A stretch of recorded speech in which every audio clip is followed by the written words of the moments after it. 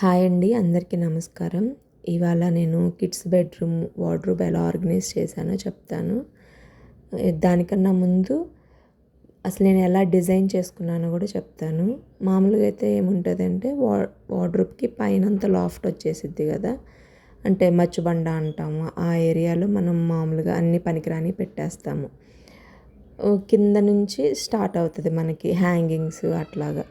నేనేంటంటే ఆ పైన ఉన్నది అలా పెట్టేస్తే పైన ఏం పెట్టామో గుర్తుండదు. అందుకని పైనుంచి నాకు వార్డ్రోబ్ వచ్చేసేయాలి అని చెప్పానన్నమాట మా ఇంటీరియర్ అతనికి. సో ఆ పైన ఏంటంటే హ్యాంగింగ్స్ పెట్టేశాను అక్కడ. సో చీరలు అలాంటివి కొంచెం రేర్గా యూస్ చేసేవి, స్వెటర్స్ అవి పెట్టాను. పిల్లలు ఫెస్టివల్ వేసుకునేవి పెట్టాను అనమాట. సో ఇదండి ఆర్గనైజ్ చేసిన తర్వాత అనమాట వీడియో ఇది.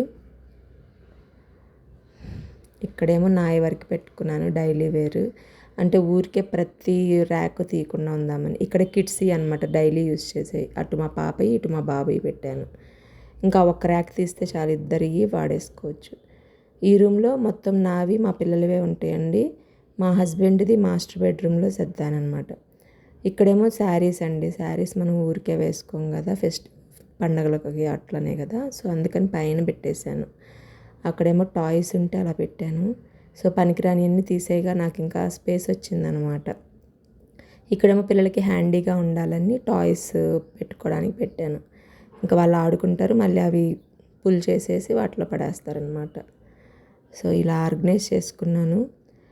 ఎలా ఉందో చెప్పండి. మనం ఇంటీరియర్ చేయించుకునేటప్పుడే ఇలా ఆర్గనైజ్డ్గా ఎలా ఉండాలో ముందే ప్లాన్ చేసి పెట్టుకుంటే తర్వాత చాలా యూస్ఫుల్గా ఉంటుందండి. సో నేనైతే మా ఇంటీరియర్ అతనికి చెప్పి ఇలా చేయించుకున్నాను అనమాట.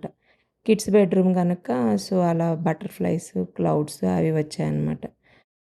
Thank you for watching.